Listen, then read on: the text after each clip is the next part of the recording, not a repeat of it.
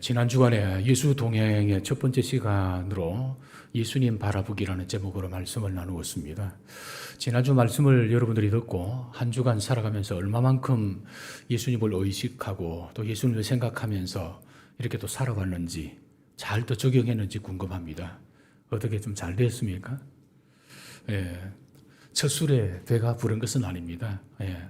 잘 적용되지도 않고 잘 또 생각나지도 않는 그런 어떤 부부들이 많이 있을 텐데 예수 동행의 삶 또 설교가 한 번으로서 끝나는 것이 아니라 우리의 삶 가운데 계속적으로 또 적용되고 이루어져야 할 부분이니까 끊임없이 우리가 함께 또 훈련하고 노력했으면 좋겠습니다. 어느 안과병원에 이런 글귀가 있습니다. 몸이 천냥이라면 눈은 900냥이다. 몸이 천냥이면 눈이 900냥이라면 여러분 무엇을 얘기하겠습니까? 눈이 그만큼 중요하다, 소중하다는 것을 강조하기 위해서 참 기록된 그런 어떤 얘기인 것 같습니다. 사실 눈이 또 중요합니다. 우리가 여러분 살아가면서 잠자는 동안 잠자는 시간 외에 계속해서 눈을 떠서 뭔가가 우리가 사물을 쳐다보면서 사람을 보면서 그렇게 우리가 살아가고 있습니다. 끊임없이 우리가 뭔가를 바라보고 살아가는데 그 눈으로 우리가 무엇을 어떻게 바라보느냐 하는 것입니다. 내 눈으로 내가 보는 것에 따라서 성공과 실패가 좌우될 수가 있고 내 눈으로 내가 보는 것에 따라서 행복과 불행이 좌우될 수가 있습니다. 여러분 눈으로 무엇인가를 바라볼 때 우리는 단순히 그냥 바라보는 것으로 끝나지 않고 보는 것에 따라서 마음이 움직여지고 그 마음에 따라서 또 행동하게 되어지고 그 행동이 삶을 결정을 짓기 때문에 바라보는 이 시선, 바라보는 눈이 얼마나 참 중요한가 하는 것을 알 수가 있습니다. 미국의 한 구두 회사가 아프리카에 두 사람을 이렇게 파견을 했습니다. 얼마나 참 구두를 많이 이렇게 팔 수가 있겠는가 시장 조사를 해서 하라고 하는 건데 두 사람을 보내는데 한 사람은 그곳에 가보니까 모두가 아프리카 사람들이 신발을 다 아무도 신지 않고 그렇게 지내는 겁니다. 그래서 한 사람은 이렇게 생각했습니다. 이곳에서는 신발을 신는 사람이 없기 때문에 구두 장사가 전혀 될 수가 없겠구나. 한 킬로도 못 판다 하면서 그렇게 이제 보고를 했습니다. 그러나 한 사람은 보니까 아무도 신발을 신고 있지 않습니다. 이 사람들에게 구두를 신기면 시장은 무궁무진하겠구나 하고 그런 이제 보고를 했습니다. 회사의 사장님은 보고를 들은 후에 두 사람 가운데 긍정적인 보고를 한 사람을 듣고 그러면서 그 아프리카 진출을 해서 대박을 터뜨렸다라는 그 얘기 여러분 잘 아실 겁니다. 여러분 그렇습니다. 우리가 두 눈으로 똑같은 상황을 봅니다만은 그러나 여러분 생각이라든지 결론은 다 다를 수가 있습니다. 아프리카의 구두 회사 두 사람을 이렇게 파견해서 한 사람은 부정적으로 한 사람은 긍정적으로 완전히 극과 극으로 이렇게 보고를 했던 것처럼 똑같은 현상이고 똑같은 사건이지만 보는 것에 따라서 느끼는 것에 따라서 그래서 결론이 다 다를 수가 있다는 거죠. 이처럼 여러분 성공과 실패는 눈으로 보는 것에서부터 시작이 되어집니다. 똑같은 상황을 보는데도 어떤 사람은 부정적으로 안 된다. 어떤 사람은 긍정적으로 보면서 될 수 있다. 가능하다라고 그렇게 보고를 하는 거죠. 그러므로 우리는 내가 보는 것도 중요하지만 내가 그것을 어떤 시각으로 바라보느냐, 어떻게 바라보느냐, 어떻게 내가 그것을 깨닫느냐 이것도 중요한 거죠. 그러므로 우리는 믿음이라는 안경을 쓰고 주님의 마음을 가지고 바라보는 이 올바른 시선을 가지는 그런 지혜로운 성도가 될 수 있기를 바랍니다. 오늘 읽은 히브리서 12장의 이 본문의 말씀은 한마디로 말하면 예수님께 초점 맞추기, Focus on Jesus입니다. 예수님께 집중하면 우리가 행복한 동행이 시작됩니다. 예수님께 잘 집중하려면 제일 먼저 여러분 어떻게 해야 될까요? 엉뚱한데 한눈 팔지 말아야 됩니다. 우리는 여러분 살아가면서 우리로 하여금 한눈 팔게 하는 세상에 요인들이 얼마나 많이 있습니까? 우리를 유혹하는 것, 그리고 욕심, 죄악들이 가득 찹니다. 게다가 내 속에는 아직도 남아있는 죄성이 있습니다. 그렇기 때문에 우리가 예수님을 바라보지 않고 예수님께 집중하지 않으면 한눈 팔기가 십상이라는 것입니다. 오늘 여기 1절 상반절에 뭐라고 했습니까? 그러므로 우리에게 구름같이 둘러싼 허다한 정인들이 있으니 모든 무거운 것과 얼매기 쉬운 죄를 벗어버리고 그랬습니다. 여러분, 운동선수들이 운동을 하는데 어떻게 합니까? 집에 있는 외투를 입고 잠바를 입고 옵니까? 안 그렇습니다. 여러분, 마라톤 선수, 수영 선수를 보십시오. 최대한 몸에 있는 것을 다 벗어버리고, 그 주장에서 다 벗어버리고 최대한 심플하게, 간단하게 그렇게 하죠. 심지어 여러분, 이 머리카락도 운동을 하고 성적을 내는 데 있어서는 머리카락도 지장이 되기 때문에 최대한 머리카락을 아주 야무지게 이렇게 똘똘 묶는다든지, 어떤 사람은 아예 머리카락을 완전히 밀어버리고 그러면서 운동에 임합니다. 투박한 옷은 다 벗어버리고 아주 가볍고 최대한 간편한 옷을 착용합니다. 마찬가지로 신앙생활을 여러분 우리가 잘 하기 위해서는 세상의 욕심, 죄의 습성 이런 것들을 과감하게 던져버려야 합니다. 얼매기 쉬운 죄의 습성을 벗어버려야 한다는 겁니다. 베드로전서 2장 11절에 사도 베드로는 또 이렇게 말합니다. 사랑하는 자들아, 거류민과 나그네 같은 너희를 권하노니 영혼을 거슬러 싸우는 육체의 정욕을 제어하라 그랬습니다. 육체의 정욕을 제어하라. 우리의 육체 얼마나 많은 여러분 정욕들이 일어납니까? 욕심들이 일어나고 있습니까? 이런 것들이 건전하게 잘 이렇게 나아가면 좋을 텐데 부정적으로 역할을 할 때가 참으로 많이 있습니다. 그래서 사도 베드로는 나그네와 거류민 같은 우리들을 향해서 말하기를 영혼을 거슬러 싸우는 육체의 정욕을 제어하라 그랬습니다. 요한 1서 2장 17절에서도 이렇게 말합니다. 이 세상도 그 정욕도 지나가되 오직 하나님의 뜻을 행하는 사람은 영원히 거하느니라 그랬습니다. 여러분, 세상에 헛되고 헛된 것, 금세 이것은 다 사라지고 마는 그것에 여러분 목숨을 걸리지 말라는 겁니다. 이런 모든 것들은 다 휙 하고 다 지나가는 것들입니다. 세상의 욕심과 죄악에 한눈 팔면서 살아가는 사람은 언젠가는 후에 막심하게 되는 그런 때가 온다는 것입니다. 여러분, 아브라함의 조카 롯이 한눈 팔다가 망한 대표적인 사례 아닙니까?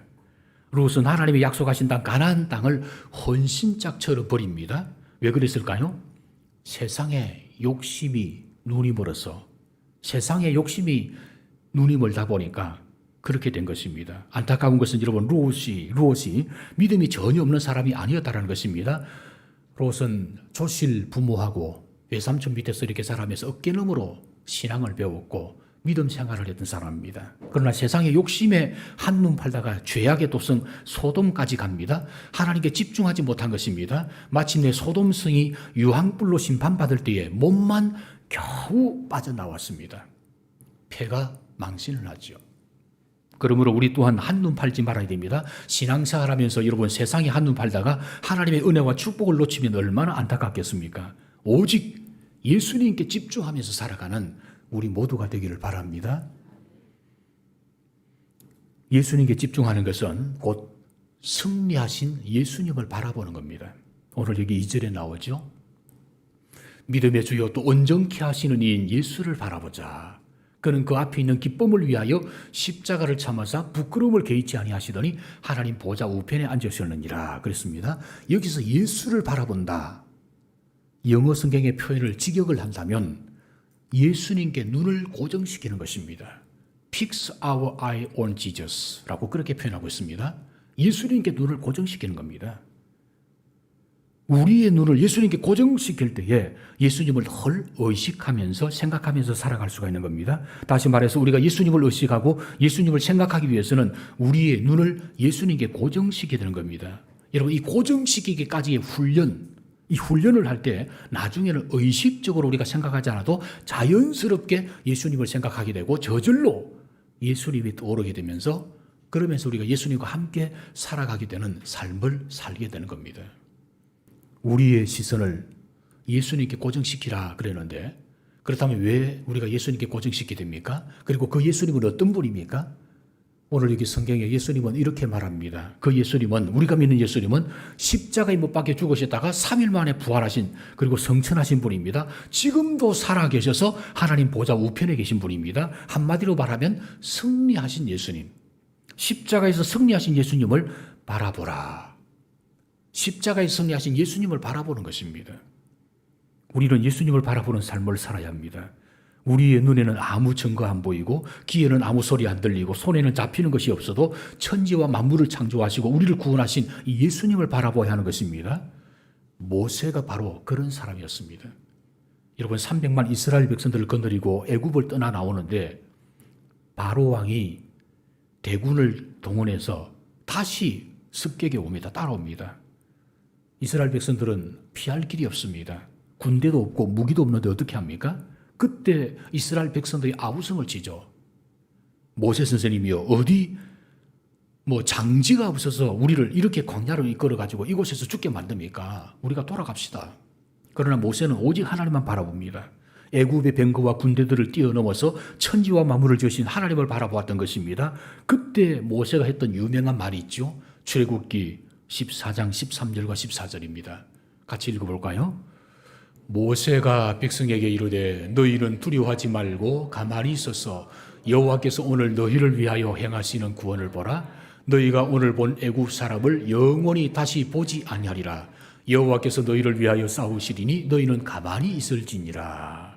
너희는 두려워하지 말고 가만히 있어서 여호와께서 오늘 너희를 위하여 행하시는 구원을 보라. 구원을 보라. 여호와께서 너희를 위하여 싸우시리니 너희는 가만히 있을지니라. 그랬습니다. 너희는 동요하지 말고 우리의 구원자 하나님을 바라보라는 것입니다. 애굽 군대도 바라보지 말고 병거도 바라보지 말고 환경도 바라보지 말고 오직 너를 구원하실 이곳에서 너희를 살리실 그 하나님만 바라보라는 것입니다. 이것이 참된 믿음입니다. 나를 바라보면 내 자신이 못하는 것, 내 자신의 한계에 부딪히게 되면서 아이고 나는 할 수가 없지, 나는 안 되지 하면서 자포자기하기가 쉽습니다. 환경을 바라보고 나를 바라보면 의심이 생기고 불안해서 살아갈 방법이 없습니다. 오직 주님을 바라보는 겁니다. 내 환경을 바라보면 꿈과 희망이 사라지지만 예수 안에서 바라보고 생각해보면 할 수 있다, 하면 된다, 해보자라는 꿈과 희망을 가지게 되는 줄로 믿습니다. 예수님을 바라보면 첫째 용기가 솟아납니다. 여러분 인생 만사는 심리전이고 영적 전쟁입니다. 마음속에 두려움이 가득하면 반드시 실패합니다. 인간은 제 아무리 여러분 용감해 보여도 어려운 상황이 닥치면 큰 문제가 생기면 두려움에 사로잡히게 되죠. 그러나 승리의 주 예수님을 바라보면 그 두려움이 사라지고 마음속에 용기가 솟아남을 우리는 경험하게 됩니다. 마태복음 14장에 보면 여러분 베드로가 물 위로 걸어간 사건이 나옵니다. 제자들이 배를 타고 밤중에 갈릴리 바다를 지나는데 그런데 갑자기 돌풍이 불면서 바람이 그세게 불어오고 풍랑이 일어납니다. 그것을 보고 이러다가 우리가 이제는 이 갈릴리 바다에서 빠져서 죽는 것이 아닌가, 배가 뒤집어서 우리가 모두가 죽는 것이 아닌가 두려워 떨고 있습니다. 낭패를 당했습니다. 바로 그때 예수님께서 저 멀찍이 물 위를 더벅더벅 걸어오는 것입니다.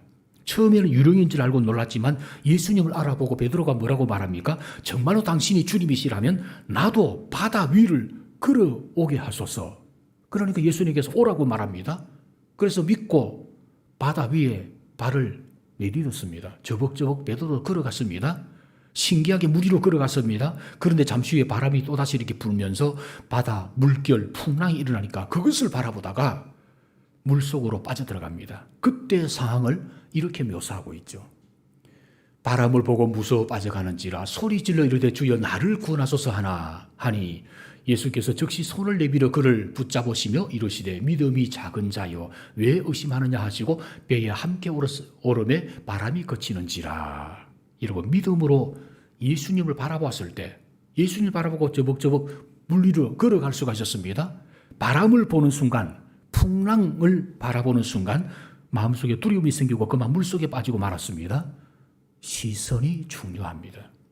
예수님을 바라보면 용기가 생기고 승리의 길을 걸어갈 수가 있지만 반면에 우리가 시선을 놓치고 문제만 바라보면 두려움에 사로잡히고 실패하고 만다는 것입니다. 현실 속의 문제를 파악하는 것은 기본적으로 여러분 필요합니다.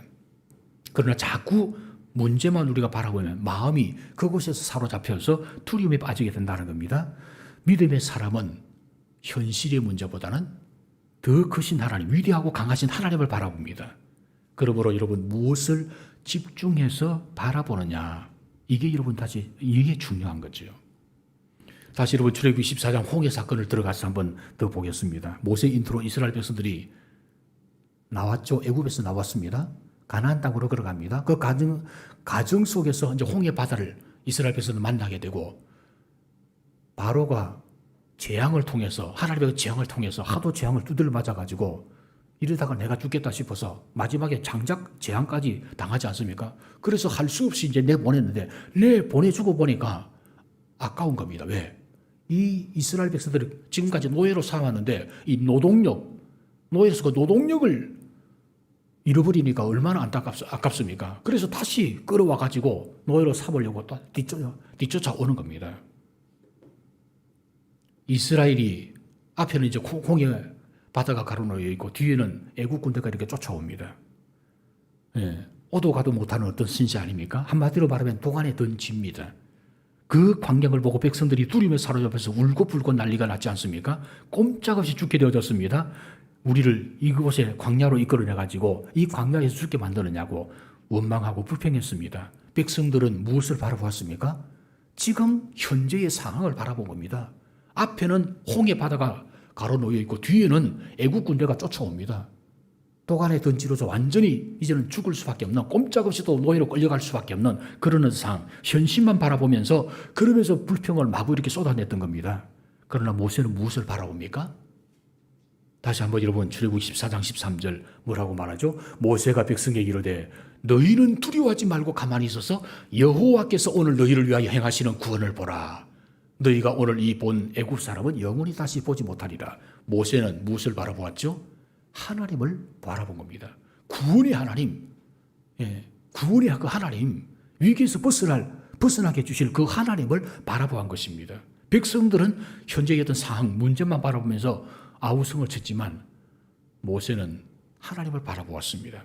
위대하고 애국 군대보다 더 위대하고 강하신 하나님, 전능하신 하나님을 바라보았습니다. 그래서 담대할 수 있었고 백성들로 하여금 안돈시킬 수가 있었던 겁니다.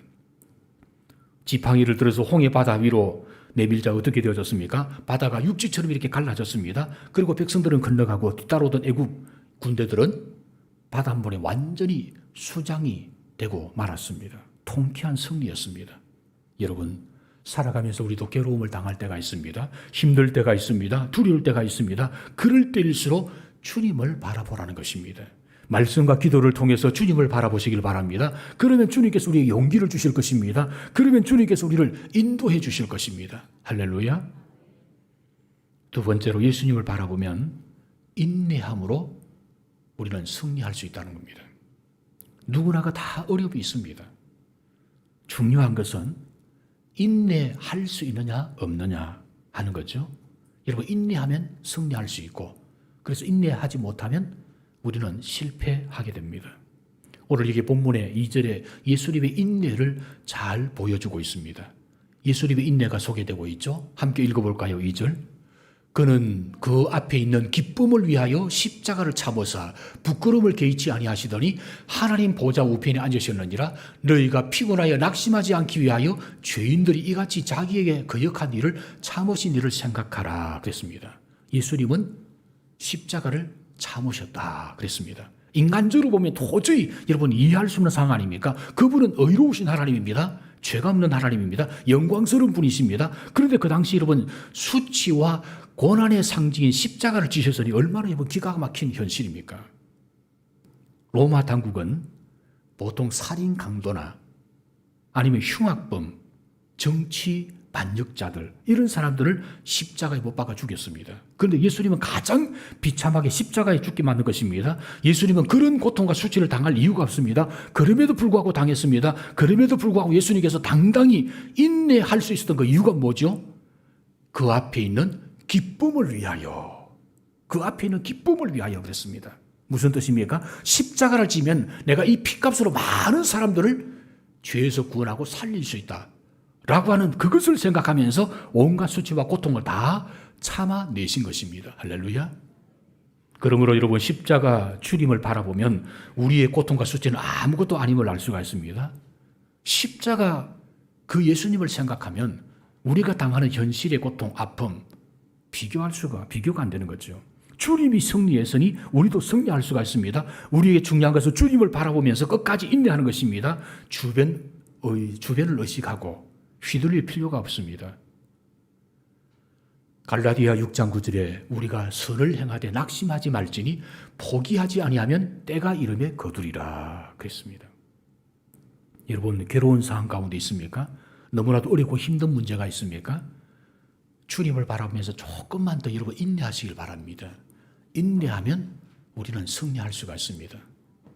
여러분, 마라톤 경기를 하다 보면 여러분 4점이라는 게 있습니다. 마라톤 풀코스가 여러분 42.195km죠. 42.195km. 그 장거리를 뛰다 보면 얼마나 힘이 듭니까? 숨이 헐떡거리면서 때로는 막 가슴이 쪼여오면서 야, 이러다가 내가 죽는 것이 아닌가? 이러다가 내가 호흡을 제대로 못하고 죽는 것이 아닌가라고 하는 그 순간이 바로 4점, 데드 포인트입니다. 그 데드 포인트를 넘기면 골인할 수 있고 승리할 수 있지만 힘들다고 포기하면 결승점에 이르지 못하는 겁니다. 실패하는 겁니다. 영국에서 퍼저 목사님은 이런 말을 했습니다. 달팽이의 인내를 배우라. 달팽이의 인내를 배우라. 여러분, 달팽이가 얼마나 여러분 빨리 갑니까? 여러분, 달팽이 그 은근거 기억하는데 달팽이 속도가 시간당 12m입니다. 킬로수로 환산한다면 0.012km입니다. 여러분, 달팽이는 느리지만 인내합니다. 느리지만 인내합니다. 장점은 인내하는 겁니다. 끝까지 가는 겁니다. 달팽이가 여러분 방주를 보고 끝까지 기어간 것처럼 우리도 주님을 바라보면서 끝까지 여러분 인내할 수 있길 바랍니다. 노아 방주 때 모든 동물이 들어갔으니까 그때 달팽이도 기어가지고 들어가서도 아닙니까? 다른 거는 동물들만 뛰어서 금방 단숨에 들어갔지만 달팽이 그 노아 방주 안에 방주까지 가려면 얼마나 여러분 시간이 걸리겠습니까? 그래도 포기하지 않고 인내하면서 들어간 겁니다. 세 번째, 예수님을 바라보면 능력을 받아서 승리할 수 있습니다. 아무리 여러분 인내를 해도 내가 참아도 내 힘에 부치면 무너지게 되죠. 그래서 여러분 능력을 받아야 됩니다. 능력이 뒷받침되어야 됩니다. 가장 강한 능력이 영력입니다. 영력. 지식의 힘도 경험의 힘도 돈의 힘도 권세의 힘도 소용이 없을 때가 많습니다. 그러나 영력을 얻으면 하나님의 은혜로 우리는 이길 수가 있는 거죠. 믿음으로 주님을 바라보면 신령한 능력을 얻을 수가 있습니다. 그래서 이사야는 이사야 40장 30절에서 이런 말을 했습니다. 소년이라도 피곤하며 곤비하며 장정이라도 넘어지며 쓰러지되 오직 여호와를 앙망하는 자는 새 힘을 얻으리니 독수리의 날개침이 올라간 같을 것이요 다른 박질하여도 곤비하지 아니하겠고 걸어가도 피곤치 아니하리로다. 여러분, 인간의 힘은 한계가 있습니다. 한계가 있습니다. 소년도 장정도 넘어지고 자빠집니다. 그러나 하나님을 바라보면 새 힘을 얻습니다. 그 힘으로 승리하는 겁니다. 역대하 16장 7절에 보니까 여호와의 눈은 온 땅을 두루 감찰하사 전심으로 자기에게 향하는 자들을 위하여 능력을 베푸신다 그랬습니다. 하나님의 눈은 지금도 쫙 살펴봅니다. 보면서 자기를 향하는 사람과 눈이 딱 마주치잖아요. 마주치면 스파크가 탁 일어나가지고 그때 하나님께서 능력을 주시는 겁니다. 스파크가 이러면서 능력을 얻어서 하나님을 바라보면 그 하나님께서 나에게 힘을 주셔서 그 위기를 극복해 나갈 수 있는 그런 에너지가 된다는 거죠. 겨울철에 여러분 양지 바른 곳에 어릴 때 꼬마 아이들 같이 모여가지고 놀지 않습니까? 돋보기 하나 가지고 볼록렌즈 가지고 종이 하나를 이렇게 비춥니다. 겨울에 그 태양빛이 참 이렇게 엷다, 약하다라고 그렇게 얘기하는데 겨울에 태양빛이 여러분 약한 것처럼 보이지만 렌즈를 통해서 이렇게 집중을 하면 그 종이가 불이 붙습니다. 마찬가지입니다. 보통 때는 하나님의 능력이 잘 나타나지 않는 것 같습니다. 그러나 믿음으로 주님을 바라보고 주님께 집중을 하고 주님을 응시하면 우리가 새 힘을 얻고 능력의 삶을 살게 되어짐을 믿으시기 바랍니다.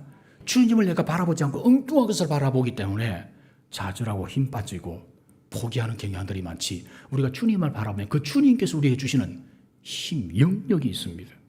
그렇습니다. 주님을 바라보면 여러분 기적의 역사가 일어납니다. 그러므로 아무리 어려운 상황이라도 낙심하지 마시길 바랍니다. 믿음으로 주님을 우리가 함께 바라볼 수 있길 바랍니다. 믿음의 주여 또 온전케 하시는 이 예수를 바라보자. 예수님께 고정시키는 겁니다. 시편 기자는 고백하기를 시편 16편 8절에 이런 고백을 합니다. 너무 참 멋진 말씀이죠. 함께 읽어보겠습니다. 내가 여호와를 항상 내 앞에 모심이여 그가 나의 오른쪽에 계심으로 내가 흔들리지 아니하리로다. 여러분 하나님을 항상 내 앞에 내 옆에 모시고 살아갈 수 있는 저와 여러분이 되시길 바랍니다. 주님과 함께 내가 살아간다. 임마누엘의 이 신앙만 있더라도 흔들리지 않습니다. 넘어지지 않습니다.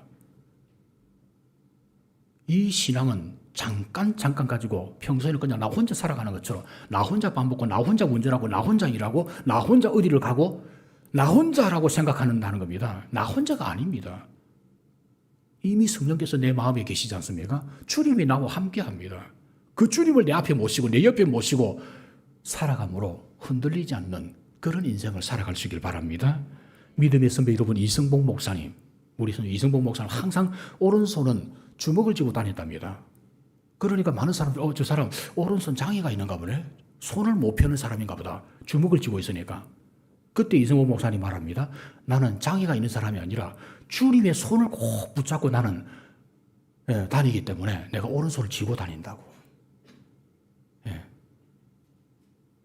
주님을 내가 오른손 잡고 붙잡고 오늘도 내가 간다. 길을 가, 시장을 가고 어디를 가고 마트를 가더라도 그런 의식으로 살았으니 코람되어의 신앙으로 살았으니 얼마나 이런 믿음의 경건의 삶을 살아갔겠습니까? 우리를 넘어뜨리기 위한 여러분 사탄의 전략 3가지가 있습니다. 그게 뭐지요? 돈, 섹스, 권력입니다. 존 파이프 목사님이 지은 돈, 섹스, 권력이라고 하는 책이 있는데 이거 꼭 여러분 한번 읽어보시기 바랍니다. 아주 좋은 책입니다. 여러분 이 3가지로 우리를 끊임없이 오늘도 무너뜨리려고 하고 있습니다. 우리는 잘 알고 있습니다. 돈의 욕심을 부리면 내가 무너지지. 돈 욕심을 부리다가 LH 사건처럼 저런 사건이 터져가 뉴스 나오고 자살하게 되지.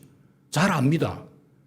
섹스, 권력, 이 힘을 잘 압니다. 그런데 이런 마귀는 상관하지 않습니다. 네가 많이 알고 있다고요? 해서 마귀가 덜덜 떨까요? 우리가 마귀는 상관하지 않습니다. 왜? 여전히 통하는 전략이기 때문에. 여전히 천년 전이나 지금이나 돈과 섹스와 권력을 갖다가 내면 안 걸려 넘어지는 사람이 별로 없더라는 겁니다. 통하는 전략이기 때문입니다.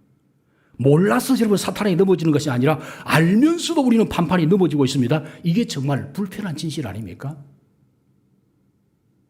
그러면 어떻게 여러분 마귀의 유혹에서 이겨낼 수 있을까요? 주일 예배 잘 드리면 됩니까? 큐티 잘하면 됩니까? 새벽기도 잘하면 됩니까? 아닙니다. 그것으로 여러분 이길 수 있는 게 아닙니다.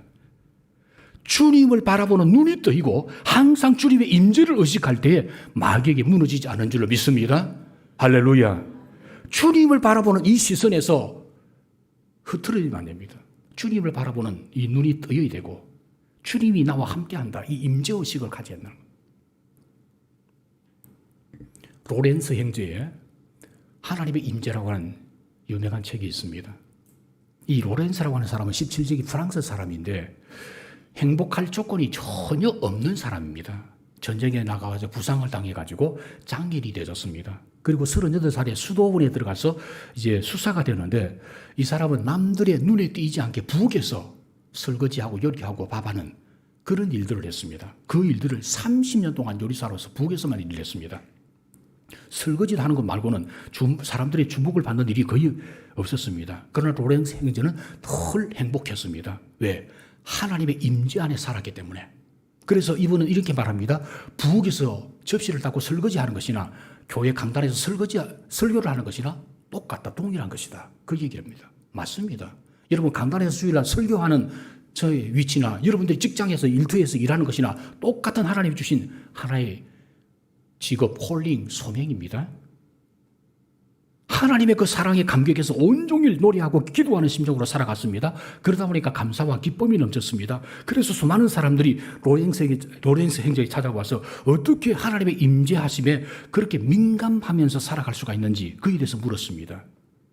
영국의 왕, 그 당시 루이 12세가 까르멜 이 수도원에 방문해가지고 당신의 행복의 비결이 뭐냐고 그렇게 물을 정도였습니다. 로렌스 행제는 수도원에서 아주 낮은 자의 수도사였고 특별히 하늘들이는 큰 일은 없었지만 헐 행복했습니다. 로렌스는 하나님의 그 임재 연습에서 이렇게 고백합니다. 어떤 사람과 친해진 뒤에야 그 사람을 사랑할 수가 있습니다. 그리고 어떤 사람과 친해지려면 그 사람을 자주 생각해야 합니다. 마찬가지입니다. 하나님을 사랑하려면 먼저 하나님을 자주 생각해야 합니다. 그리고 그렇게 하나님을 사랑하게 되었을 때 우리는 하나님을 더 자주 생각하게 될 것입니다. 우리가 귀히 여기는 곳에 우리의 마음도 있는 법이기 때문입니다. 하나님을 계속 생각하십시다. 이 얘기를 합니다. 로렌스 행제가 신체적인 조건, 외부적인 조건은 행복할 수 없는데도 불구하고 가장 행복하게 가장 기쁨으로 수도사로서 부엌의 요리사로서 설거지하면서 그렇게 살아갈 수 있었던 이유는 늘 하나님은 오늘도 나와 함께 하신다. 주님은 나와 함께 하신다. 하나님 임재 속에 살았기 때문에 기쁨이 넘치고 즐거움이 넘치고 감사가 넘치는 삶을 살았다는 것입니다. 여러분, 친해진다는 것은 뭡니까? 친해지기 위해서는 자주 만나야 되죠. 만나고 얘기를 하고 대화를 하고 그리고 사랑할 때 친해지고 가까워집니다. 여러분, 하나님도 똑같다는 겁니다. 수시로 여러분 새벽 기도 와서 기도하는 것도 중요하지만 여러분 일하면서 수시로 주님과 대화를 하는 겁니다. 참 주님 오늘도 참 좋은 날 주셔서 고맙습니다. 오늘도 내가 누구를 만나든지 어떤 일을 하든지 오늘도 주님 안에서 늘 살아갈 수 있도록 하나님 힘주시고 또 지혜를 주시고 더 주님과 대화하면서 좋으면 좋다고 때로는 힘들면 힘들다고 이 얘기를 하면서 주님이 내 안에 계시고 나와 함께 하시니까 그 주님과 대화하면서 다른 사람 볼 때 저 사람 약간 좀 정신 나간 사람인가? 왜 헛소리를 하나 할 정도로 그렇게 살아가는 게 진정한 하나님의 임재 가운데 살아가는 삶의 모습이기도 합니다. 여러분, 하나님과의 동행의 삶은 예수님과 인격적이고 친밀한 관계를 맺는 것입니다. 예수님이 나와 함께 하심을 믿는 것입니다. 그리고 그분을 온전히 바라보고 살아가는 것. 이것이 예수 동행의 삶입니다. 이것 또한 우리의 특권 아닙니까? 주님과 친밀히 동행하는 삶을 회복할 수 있는 저와 여러분이 되기를 바랍니다. 예수님이 성령님이 여러분 우리 마음 가운데 임하여 계신다 그랬는데 주님이 우리 마음 가운데 임하여 계신 그 증거가 7가지가 있습니다. 그 첫 번째가 뭐죠? 예수님을 주라 시인하는 것. 내가 예수님을 주로 시인하는 것. 이것이 바로 내 마음속에 주님이 계시다는 겁니다. 성령님이 계시기에 그 성령님이 이런 어떤 신앙 고백을 하게 만드는 것입니다.